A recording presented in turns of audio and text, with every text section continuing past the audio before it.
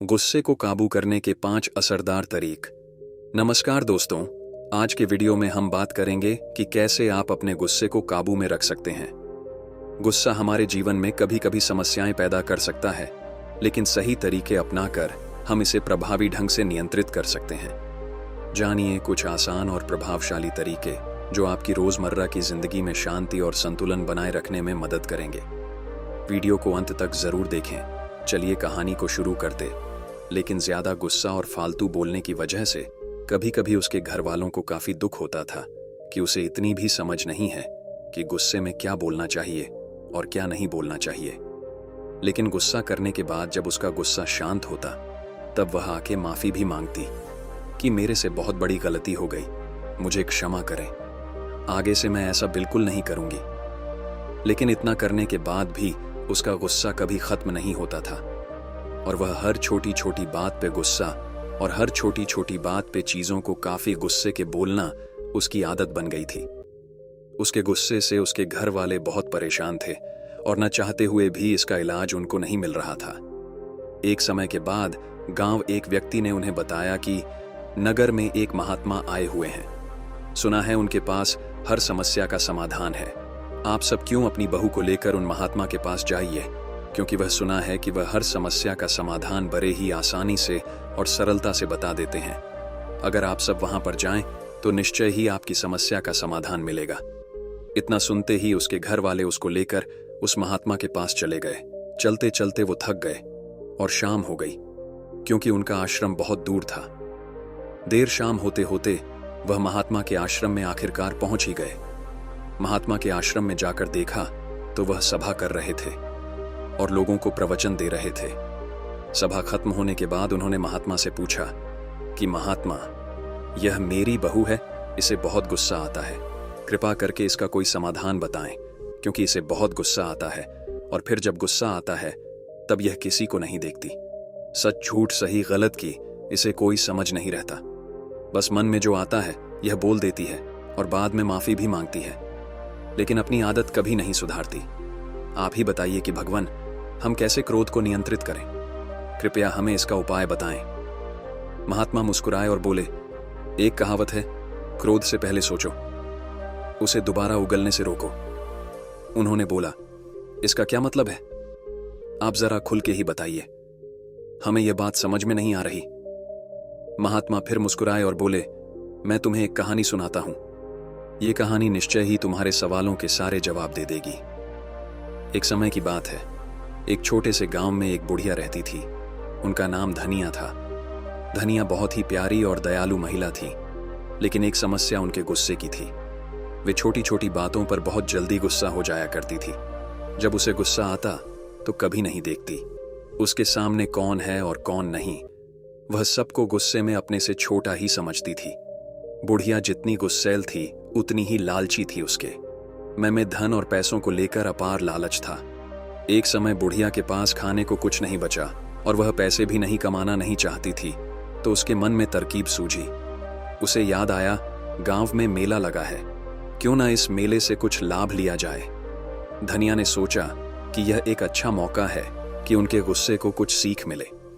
उन्होंने गांव के लड़कों को बुलाया और कहा, मेरे पास एक चुटकुला है, अगर तुम मुझे हंसाओगे तो मैं तुम्हें एक सिक्का दूंगी, लेकिन अगर तुम मुझे हंसा ना पाओगे तो तुम्हें मुझसे 2 सिक्के देने होंगे।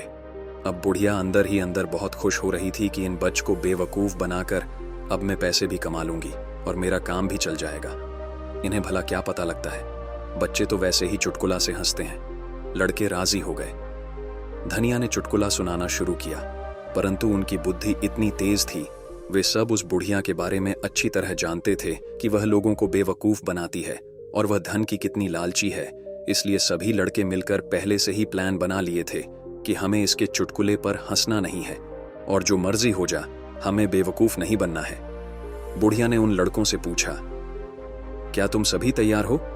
लड़कों ने जवाब दिया, हाँ बिल्कुल, हम सब तैयार हैं, आप चुटकुला सुनाओ। फिर बुढ़िया ने एक मजेदार चुटकुला सुनाया, लेकिन किसी भी लड़के ने थोड़ी सी भी हंसी नहीं निकाली।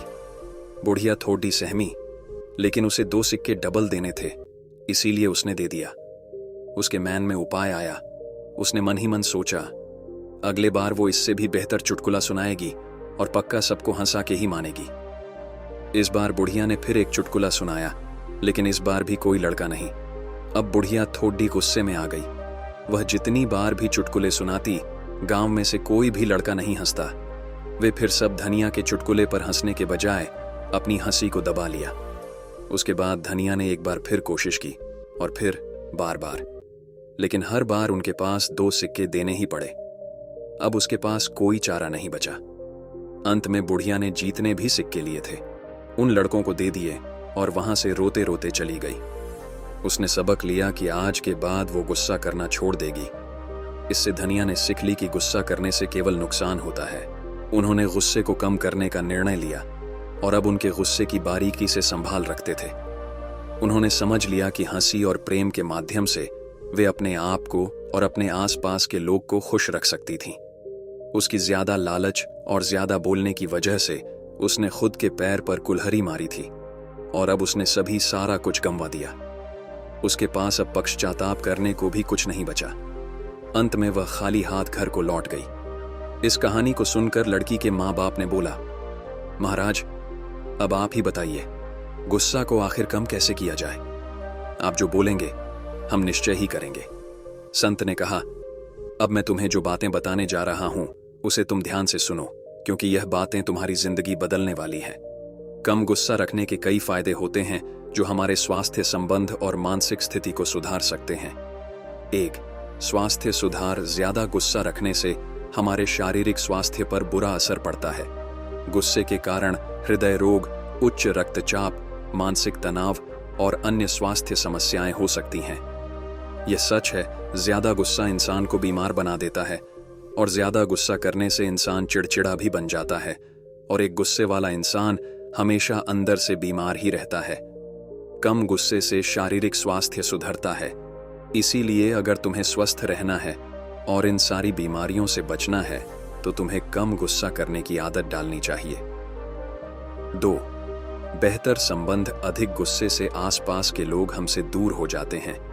कम गुस्सा रखने से हम अपने परिवार, दोस्त और समाज में अच्छे संबंध बना सकते हैं, क्योंकि गुस्से में हम हमेशा दूसरों की बेइज्जती करते हैं और हम प्यार भरे शब्द उन रिश्तों में नहीं बोल पाते जहां बोलना चाहिए, और जहां पर प्यार भरे शब्द नहीं वहां पर भला रिश्ता कैसे रहेगा, क्योंकि रिश्ते प्रेम के सहारे चलते हैं। और जिन रिश्ते प्रेम नहीं और जिन रिश्तों में तुम प्यार से बात नहीं करोगे, तुम प्यार से बोलोगे नहीं, वहां पर भला रिश्ते कैसे टिकेंगे? इसलिए रिश्ते को संभालना है तो पहले प्यार से बोलना सीखो, लेकिन तुम प्यार से तभी बोलोगे जब तुम्हें कम गुस्सा आएगा। इसीलिए यह जरूरी है कि तुम कम गुस्सा करो। 3. बेहतर निर्णय। कहते हैं, एक अशांत मां कभी भी सही फैसला नहीं ले सकता, इसलिए सही फैसला लेने के लिए मन का शांत होना जरूरी है। लेकिन मन तभी शांत होगा जब तुम्हें गुस्सा काम आएगा। जब तुम्हें गुस्सा आएगा तो मन हमेशा तुम्हारा अशांत रहेगा। फिर भला तुम ही बताओ, तुम सही फैसले कैसे ले सकते हो? और जब तुम सही फैसले नहीं लोगे तो भला वह जिंदगी का मतलब क्या है? तुम्हारा अस्तित्व ही क्या रह जाएगा? इसीलिए सही फैसले हमारे जिंदगी को बनाते हैं। गुस्से में हम अक्सर उचित निर्णय नहीं ले पाते हैं। कम गुस्सा रखने से हम ठीक से सोच सकते हैं और बेहतर निर्णय ले सकते हैं। 4. मानसिक शांति। जब हम कम गुस्से में होते हैं तो हमारी मानसिक स्थिति पर अच्छा प्रभाव पड़ता है। कम गुस्सा रखने से हमारी चिंता कम होती है और हमें शांति का अनुभव होता है। ज्यादा होने से हम अक्सर उच्च स्थितियों में नुकसान उठाते हैं। कम गुस्सा रखने से हम अपनी उच्च स्थिति और सम्मान बनाए रख सकते हैं। इन सभी फायदों से स्पष्ट है कि कम गुस्सा रखना हमारे जीवन को कई तरह से सुधार सकता है और हमें एक सकारात्मक और स्वस्थ दिशा में ले जा सकता है। इतना सब सुनने के बाद लड़के ने कहा, मुझे समझ में आ गया कि कम गुस्सा होने के कितने सारे फायदा हैं। आप अब कृपा करके आप मुझे यह बताइए कि गुस्सा को कम किया कैसे जाए, क्योंकि अभी के लिए यह सवाल जरूरी है। फिर महात्मा ने बोला, तो सुनो। उन्होंने कहा, अभ्यास, ध्यान और चुप रहना। अगर तुम तीनों चीजों को करोगे तो तुम निश्चय ही गुस्से पर विजय पालोगे। जब भी तुम्हें लगे कि तुम गुस्सा करने वाले हो तो तुम बस 10 सेकंड के लिए बोलने से पहले चुप रहो। अपने मन को यही बताओ और समझो कि तुम 10 सेकंड कुछ नहीं बोलोगे। उसके बाद तुम वहां से हो सके तो चले जाओ गुस्से में। अगर तुम उसे जगह को छोड़कर कहीं और चले जाते हो तो तुम निश्चय ही उस पर विजय पालोगे और बिना कुछ बोले तुम वहां जीत जाओगे। और यह तभी होगा जब तुम ध्यान करोगे और जब तुम हर दिन इस बात का प्रयास करोगे। अगर तुम ऐसा कर पाते हो तो तुम्हारी विजय निश्चित है। फिर उस लड़के ने महात्मा का धन्यवाद कहा और वहां से चला गया। उसके जीवन सच में बदल गई। गुस्से पर काबू पाने की एक नई शुरुआत की ओर कहानी एक छोटे से गांव में रहने वाले युवक आदित्य से शुरू होती है। आदित्य एक ईमानदार और मेहनती व्यक्ति था, लेकिन उसकी एक बड़ी समस्या थी, उसका गुस्सा। उसकी इस समस्या ने न केवल उसके रिश्तों को प्रभावित किया बल्कि उसकी पेशेवर जिंदगी पर भी बुरा असर डाला। गुस्से के कारण आदित्य का गुस्सा अक्सर छोटी छोटी बातों पर भड़क उठता था। उसकी सबसे बड़ी समस्या यह थी कि वह अपनी भावनाओं को सही तरीके से व्यक्त नहीं कर पाता था। इसके कारण उसकी पत्नी, परिवार और सहकर्मियों के साथ लगातार झगड़े होते रहते थे। संकट की घड़ी। एक दिन आदित्य का गुस्सा उस वक्त चरम पर पहुंच गया जब उसने अपने एक महत्वपूर्ण प्रोजेक्ट में गलती कर दी। उसके गुस्से की वजह से उसने अपने साथी कर्मचारियों के साथ झगड़ा किया और परियोजना में एक महत्वपूर्ण डेडलाइन चूकी। इसके बाद उसके बॉस ने उसे गंभीरता से समझाया कि उसकी यह आदत उसकी पेशेवर जिंदगी को तबाह कर सकती है। आदित्य को एहसास हुआ कि उसे अपनी आदतों को बदलने की आवश्यकता है। गुस्से पर काबू पाने का निर्णय। आदित्य ने तय किया कि वह अपनी आदतों में सुधार लाएगा। उसने सबसे पहले आत्मविश्लेषण किया और गुस्से के कारणों को समझने की कोशिश की। उसे एहसास हुआ कि उसका गुस्सा उसकी असुरक्षा और आत्मसंयम की कमी के कारण था। मनोवैज्ञानिक रणनीतियां। आदित्य ने गुस्से को नियंत्रित करने के लिए कई उपाय अपनाए। 1. ध्यान और योग। आदित्य ने ध्यान और योग की प्रैक्टिस शुरू की। इससे उसे मानसिक शांति मिली और गुस्से को नियंत्रित करने में मदद मिली। 2. मनोवैज्ञानिक सलाह। उसने एक मनोवैज्ञानिक से परामर्श किया और गुस्से की जड़ों को समझने की कोशिश की। इस प्रक्रिया ने उसे अपने आंतरिक संघर्षों को समझने में मदद की। 3. स्वयं की जिम्मेदारी। आदित्य ने सीखा कि गुस्सा केवल दूसरों को दोष देने का तरीका नहीं है, बल्कि उसे अपनी भावनाओं और प्रतिक्रियाओं की जिम्मेदारी लेनी चाहिए। क्या आप कभी इतने उत्तेजित हो गए हैं कि आपको बहुत ज्यादा गुस्सा आ गया हो? हालांकि यह दुर्लभ है, मुझे यकीन है कि हम सभी ने कभी न कभी इसका अनुभव किया होगा। लेकिन क्या इसका मतलब यह है कि कोई अंतर्निहित समस्या है? हमेशा नहीं। आखिरकार हमारे लिए गुस्सा आना स्वाभाविक है। यह एक सामान्य भावना हो सकती है। हालांकि जब आप अपने गुस्से को स्वस्थ और सकारात्मक तरीके से व्यक्त नहीं कर पाते हैं तो इसके गंभीर परिणाम हो सकते हैं। उदाहरण के लिए, जब आप इसे अनियंत्रित या दबा देते हैं तो आप भड़क सकते हैं और भौतिक संपत्ति को नुकसान पहुंचा सकते हैं। कई बार आप किसी और को ऐसे शब्द चिल्लाकर सुनाते हैं जिन्हें कभी वापस नहीं लिया जा सकता, और इससे मानसिक और शारीरिक स्वास्थ्य संबंधी समस्याएं भी हो सकती हैं, जैसे अवसाद और चिंता से लेकर उच्च रक्तचाप और हृदय संबंधी समस्याएं। और आपको किसी और चीज पर ध्यान केंद्रित करने में भी कठिनाई होगी, चाहे आप घर पर हों या काम पर। शुक्र है कि अगली बार जब आप लाल रंग देखेंगे तो अपने गुस्से को काबू में रखने के कुछ तरीके हैं। इसके अलावा ऐसा करना आपके समग्र स्वास्थ्य और रिश्तों के लिए भी फायदेमंद होगा। 1. चेतावनी के संकेतों को पहचानें। अपने गुस्से को प्रभावी ढंग से नियंत्रित करने के लिए आपको सबसे पहले चेतावनी के संकेतों को पहचानना होगा। जब आप ऐसा करेंगे तो आप खुद गुस्सा होने से बच सकेंगे, या आप परिवार, दोस्तों या सहकर्मियों से जुड़ी तनावपूर्ण स्थितियों को भी कम करने में सक्षम हो सकते हैं। हालांकि यह कोई विस्तृत सूची नहीं है, लेकिन सबसे प्रचलित चेतावनी संकेतों में शामिल हैं।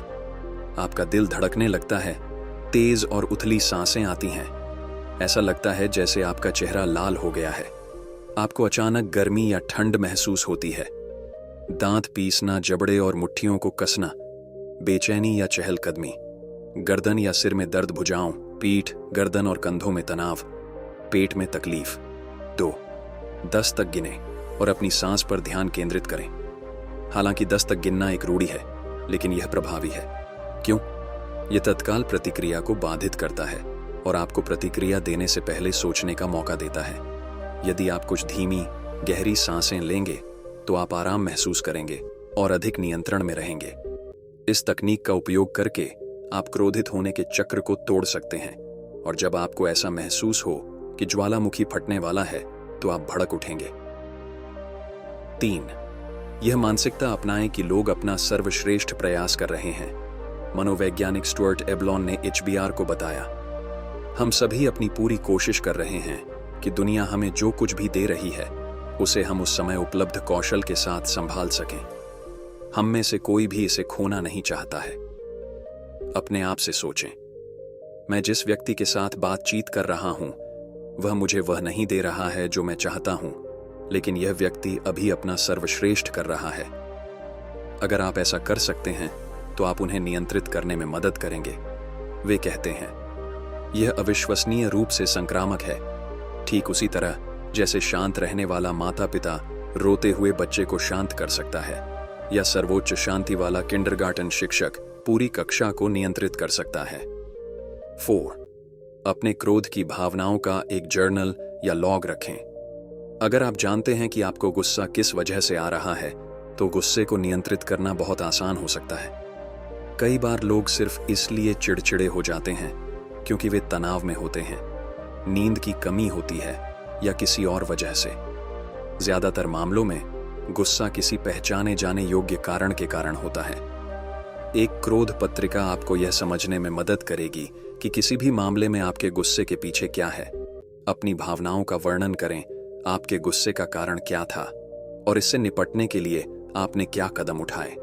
फिर जब आप शांत हो जाएं, तो उस समय आपके मन में आए विचारों के बारे में सोचें और इन अनुभवों को लिख लें। फिर आप उन पर विचार करके देख सकते हैं कि कहीं आपके अंदर गुस्से का कोई पैटर्न तो नहीं है। 5. अपने शरीर को हिलाएं। गुस्सा महसूस करना आमतौर पर आपको ऊर्जा का एक उछाल देता है। शारीरिक गतिविधि में शामिल होना उस ऊर्जा को अच्छे इस्तेमाल में लाने के सबसे अच्छे तरीकों में से एक है। इसीलिए अगली बार जब आपको गुस्सा आए तो टहलने जाएं या जिम जाएं। नियमित रूप से व्यायाम करने से आप तनाव मुक्त भी हो सकते हैं। इसका कारण यह है कि शारीरिक गतिविधि तनाव को कम करती है। बदले में यह आपको अपनी कुंठाओं को बेहतर ढंग से प्रबंधित करने में मदद कर सकता है। इसके अलावा व्यायाम समय निकालने का एक सरल तरीका है ताकि आप अपने दिमाग को शांत कर सकें। शारीरिक गतिविधि के बाद आप अक्सर पा सकते हैं कि आप शांत हैं और बाद में अपनी समस्याओं को बेहतर ढंग से समझ पाते हैं। 6. मैं वाले कथनों पर टिके रहें। मेयो क्लिनिक स्टाफ सलाह देता है, आलोचना या दोषारोपण से बचने के लिए, जो केवल तनाव बढ़ा सकता है, समस्या का वर्णन करने के लिए मैं कथनों का उपयोग करें। समस्या का सटीक और सम्मानपूर्वक वर्णन करें। उदाहरण के लिए, आप कभी घर का कोई काम नहीं करते के स्थान पर कहें, मैं परेशान हूं कि आप बर्तन धोने में मदद किए बिना ही टेबल से चले गए। 7. हास्य का प्रयोग करें। कई मायनों में मूर्खतापूर्ण हास्य क्रोध को शांत करता है। उदाहरण के लिए, यह आपको परिप्रेक्ष्य बनाए रखने में मदद करता है। जब आप क्रोधित होते हैं और किसी को नाम से पुकारते हैं या किसी कल्पनाशील वाक्यांश में उनका उल्लेख करते हैं, तो रुकें और कल्पना करें कि वह शब्द वास्तव में कैसा दिखेगा। अमेरिकन साइकोलॉजिकल एसोसिएशन नोट करता है। वे आगे कहते हैं, अगर आप काम पर हैं और आप किसी सहकर्मी को गंदगी का थैला या एकल कोशिका वाला जीव मानते हैं, तो कल्पना करें कि आपके सहकर्मी की डेस्क पर गंदगी या अमीबा से भरा एक बड़ा थैला बैठा है, फोन पर बात कर रहा है, मीटिंग में जा रहा है। जब आपके दिमाग में किसी दूसरे व्यक्ति का नाम आए तो ऐसा करें। APA सुझाव देता है, यदि आप कर सकते हैं तो वास्तविक चीज कैसी दिख सकती है, इसका चित्र बनाएं। इससे आपका गुस्सा काफी हद तक कम हो जाएगा और तनावपूर्ण स्थिति को सुलझाने में हमेशा हास्य पर भरोसा किया जा सकता है। 8. जाने कब रुकना है। इसे सचमुच रिश्ता खत्म करने के तौर पर न लें। इसके बजाय अगर आप खुद को किसी गर्मागर्म बातचीत में पाते हैं तो ऐसा कुछ न कहें या न करें जिसके लिए आपको बाद में पछताना पड़े। भले ही हम में से हर कोई गुस्से में आकर चोट पहुंचाने वाले या अनुचित शब्द बोल चुका हो, लेकिन इससे रिश्ता हमेशा के लिए टूट सकता है। इस बारे में कोई गलती न करें। यदि आप कार्यों या शब्दों के बारे में लापरवाह हैं तो इसके दूरगामी प्रभाव हो सकते हैं। इसलिए यह जानना जरूरी है कि कब रुकना है।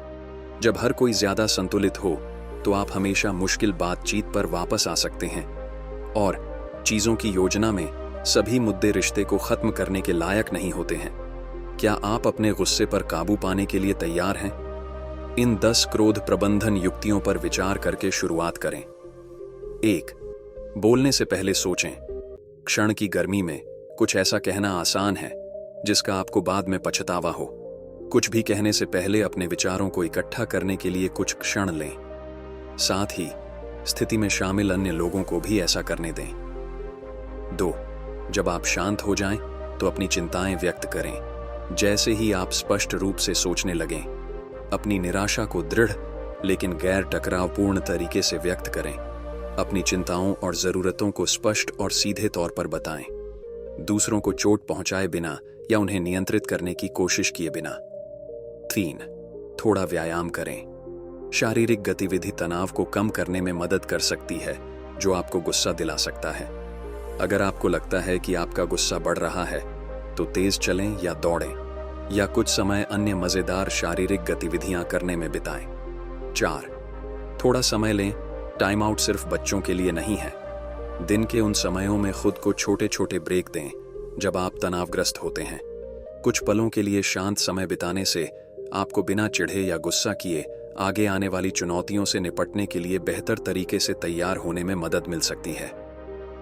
5. संभावित समाधान पहचानें। आपको किस बात ने गुस्सा दिलाया, इस पर ध्यान देने के बजाय मौजूदा समस्या को सुलझाने पर काम करें। क्या आपके बच्चे का गंदा कमरा आपको परेशान करता है? दरवाजा बंद कर दें। क्या आपका साथी हर रात देर से डिनर के लिए आता है? शाम को देर से खाने का शेड्यूल बनाएं या हफ्ते में कुछ बार खुद खाने के लिए सहमत हों। साथ ही समझें कि कुछ चीजें आपके नियंत्रण से बाहर हैं। इस बारे में यथार्थवादी होने की कोशिश करें कि आप क्या बदल सकते हैं और क्या नहीं। खुद को याद दिलाएं कि गुस्सा किसी भी चीज को ठीक नहीं कर सकता और यह सिर्फ स्थिति को और खराब कर सकता है। 6. मैं वाले कथनों पर टिके रहें। आलोचना करना या दोष देना केवल तनाव को बढ़ा सकता है। इसके बजाय समस्या का वर्णन करने के लिए मैं कथनों का उपयोग करें। सम्मानजनक और विशिष्ट बने। उदाहरण के लिए, आप कभी भी घर का कोई काम नहीं करते के बजाय कहें, मैं इस बात से परेशान हूं कि आप बर्तन धोने में मदद किए बिना ही टेबल से चले गए। 7. कोई द्वेष न रखें। क्षमा एक शक्तिशाली साधन है।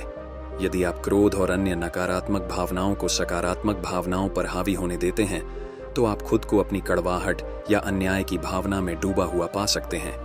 किसी ऐसे व्यक्ति को क्षमा करना जिसने आपको नाराज किया हो, आप दोनों को स्थिति से सीखने और अपने रिश्ते को मजबूत करने में मदद कर सकता है। 8. तनाव दूर करने के लिए हास्य का प्रयोग करें। हल्कापन तनाव को कम करने में मदद कर सकता है। आपको गुस्सा दिलाने वाली बातों का सामना करने के लिए हास्य का उपयोग करें और संभवतः किसी भी अवास्तविक अपेक्षा को दूर करें कि चीजें कैसे होनी चाहिए।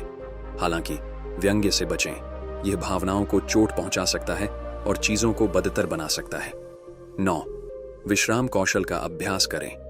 जब आपका गुस्सा भड़क जाए तो आराम करने के कौशल का इस्तेमाल करें। गहरी सांस लेने के व्यायाम करें, आराम करने वाले दृश्य की कल्पना करें या कोई शांत करने वाला शब्द या वाक्यांश दोहराएं, जैसे कि आराम से रहें। आप संगीत भी सुन सकते हैं, डायरी लिख सकते हैं या कुछ योगासन कर सकते हैं। आराम को प्रोत्साहित करने के लिए जो भी जरूरी हो। 10. जाने कब मदद मांगनी है। क्रोध को नियंत्रित करना सीखना कई बार चुनौतीपूर्ण हो सकता है। अगर आपका गुस्सा नियंत्रण से बाहर लगता है, आपको ऐसे काम करने पर मजबूर करता है जिसका आपको पछतावा होता है या आपके आसपास के लोगों को दुख पहुंचाता है, तो क्रोध से जुड़ी समस्याओं के लिए मदद लें। एक खुशहाल जीवन के लिए 10 साधन। 1. ध्यान रखें कि खुश रहना आपकी बुनियादी जिम्मेदारी है। किसी इंसान की पहली और सबसे महत्वपूर्ण जिम्मेदारी एक खुशमिजाज प्राणी होने की है। खुश रहना जीवन का चरम पहलू नहीं है, यह जीवन का बुनियादी पहलू है। अगर आप खुश नहीं हैं तो आप अपने जीवन में क्या कर सकते हैं? एक बार आप खुश हों तभी दूसरी महान संभावनाएं खुलती हैं। चाहे आप जो भी करें, आप अपने अंदरूनी गुणों को ही विस्तार देते हैं और जगाते हैं। चाहे आप इस बात को पसंद करें या नहीं, हकीकत यही है। जब तक कि कोई महत्वपूर्ण चीज आपके भीतर घटित नहीं होती, आप दुनिया के लिए कुछ बहुत महत्वपूर्ण नहीं कर सकते। इसलिए अगर आप दुनिया के बारे में चिंतित हैं, तो पहली चीज आपको यह करनी चाहिए कि खुद को एक खुशमिजाज प्राणी में रूपांतरित करें। 2. पहचानें कि खुशी आपकी मूल प्रकृति है। इससे कोई फर्क नहीं पड़ता कि आप अपने जीवन में क्या कर रहे हैं, चाहे वह कारोबार हो, सत्ता, शिक्षा या सेवा। आप ऐसा इसलिए कर रहे हैं क्योंकि आपके भीतर कहीं गहराई में एक भावना है कि इससे आपको खुशी मिलेगी। इस धरती पर हम जो कुछ भी करते हैं वह खुश रहने की इच्छा से करते हैं, क्योंकि यह हमारी मूल प्रकृति है। जब आप बच्चे थे तो आप यूं ही खुश थे, वही आपकी प्रकृति है। खुशी का स्रोत आपके भीतर है, आप उसे हमेशा के लिए एक जीवंत अनुभव बना सकते हैं। 3. चीजों का महत्व पहचानें। आज सुबह क्या आपने देखा कि सूर्य बहुत अद्भुत तरीके से उगा? फूल खिले, कोई सितारा नीचे नहीं गिरा, तारामंडल बहुत अच्छी तरह काम कर रहे हैं, सब कुछ व्यवस्थित है। आज समूचा ब्रह्मांड बहुत बढ़िया तरीके से काम कर रहा है। मगर आपके दिमाग में आया किसी विचार का एक कीड़ा आपको यह मानने पर मजबूर कर देता है कि आज बुरा दिन है। कष्ट मुख्य रूप से इसलिए होता है क्योंकि ज्यादातर इंसान इस जीवन के प्रति सही नजरिया खो बैठे हैं।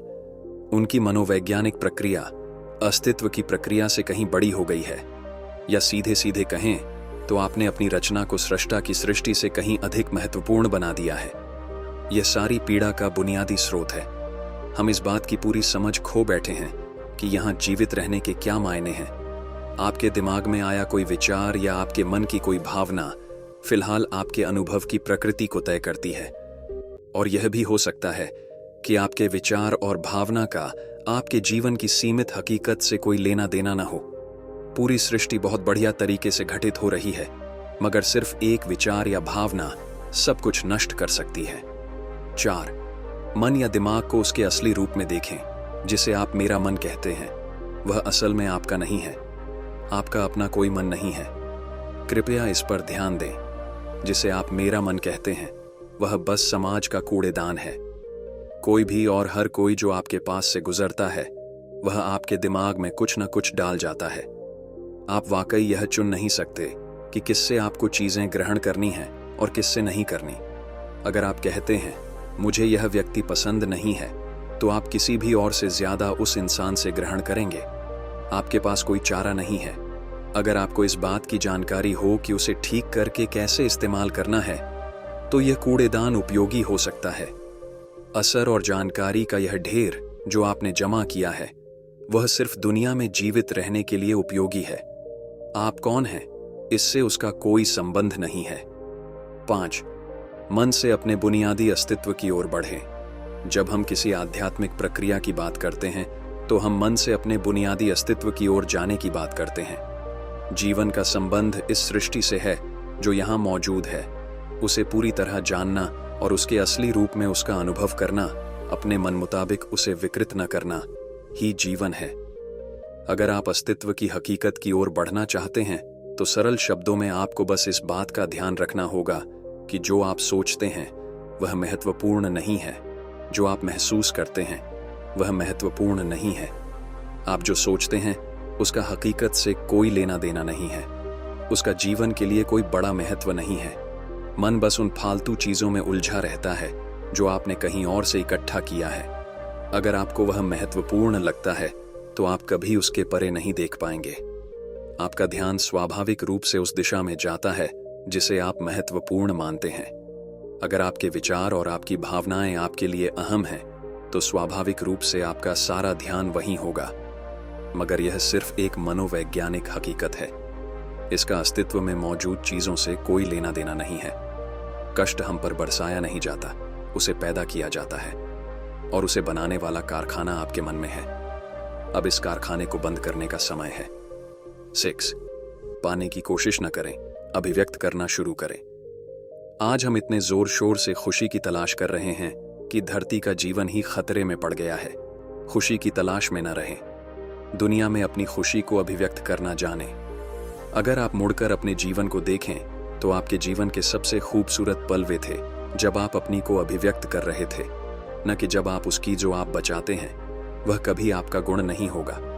जो आप फैलाते हैं, जो आप बिखेरते हैं, वह आपका गुण होगा।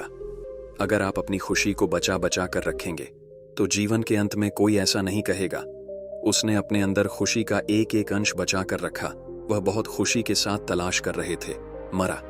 वे कहेंगे, यह भयानक प्राणी अपनी जिंदगी में कभी मुस्कुराया तक नहीं। लेकिन अगर आप हर दिन अपनी खुशी और प्यार को फैलाएंगे तो लोग कहेंगे, अरे वह एक खुशमिजाज और प्यार करने वाला इंसान था। 7. मुस्कुराइए। सुबह जब आप उठते हैं तो पहली चीज आपको यह करनी चाहिए कि आप मुस्कुराएं। किस पर? किसी पर नहीं, क्योंकि आप जगे ये कोई छोटी बात नहीं है। लाखों लोग जो कल रात सोए थे आज नहीं उठे, मगर आप और मैं उठे। क्या यह बहुत बढ़िया बात नहीं है कि आप जगे? इसलिए अपने जगने पर मुस्कुराइए। इसके बाद आसपास देखिए और अगर कोई है तो उन्हें देखकर मुस्कुराइए। बहुत सारे लोगों के साथ ऐसा हुआ कि उनका कोई प्रियजन आज सुबह नहीं जगा। आपको जो भी लोग प्यारे हैं वे जगे। वाह, यह तो बहुत अच्छा दिन है ना? फिर बाहर जाइए और पेड़ों को देखिए, वे भी पिछली रात को नष्ट नहीं हुए। बहुत से लोगों को यह अजीब लग सकता है, मगर आपको इसका महत्व तब पता चलेगा जब आपका कोई प्रियजन सुबह नहीं उठेगा। इसका महत्व जानने के लिए तब तक का इंतजार न करें। यह कोई अजीब या हंसने वाली बात नहीं है। यह सबसे कीमती चीज है कि आप जीवित हैं और जो भी आपके लिए मायने रखता है वह जीवित है। इस दुर्भाग्यपूर्ण रात जब इतने सारे लोग नहीं उठे और कितने सारे लोगों के प्रियजन नहीं उठे, तब आप और आपके प्रियजन उठ पाए। क्या यह शानदार चीज नहीं है? इसका महत्व समझें और कम से कम मुस्कुराएं। कुछ लोगों को प्यार से देखना सीखें। 8. खुद को याद दिलाएं। बहुत से लोगों को यह सब भूलने में बस घंटा भर लगता है और जल्दी ही उनका रेंगने वाला दिमाग किसी को काटने के लिए आतुर हो जाता है। इसलिए हर घंटे खुद को एक खुराक दें, जीवन की अहमियत याद दिलाएं। अगर आप बहुत ही संवेदनाहीन हैं तो हर आधे घंटे में खुद को याद दिलाएं। अगर आप भीषण रूप से संवेदनाहीन हैं तो खुद को हर 5 मिनट पर याद दिलाएं। अपने आप को याद दिलाने में बस 10 सेकंड लगते हैं।